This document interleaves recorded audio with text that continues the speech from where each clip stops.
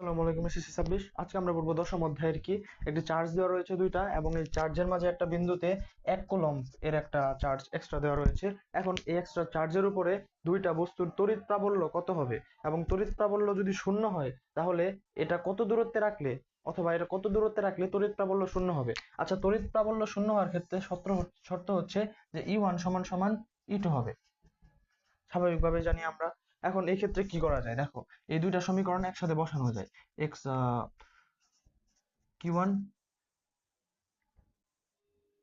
By x square equal Q2 by x d minus x whole square, d minus x whole square.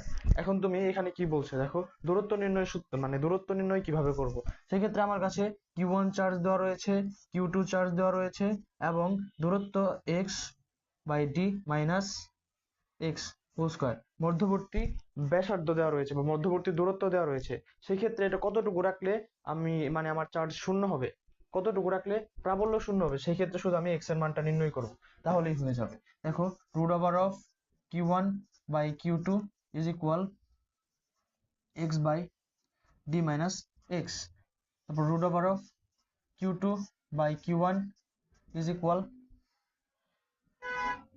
D minus x by x. এখান থেকে তুমি যে কোনো ভাবে, যে কোনো একটা যদি দেওয়া থাকে, মান দেওয়া থাকে, তিনটা মান দেওয়া থাকে, তুমি এক্স এর মান সহজেই নির্ণয় করতে পারবে। ধন্যবাদ।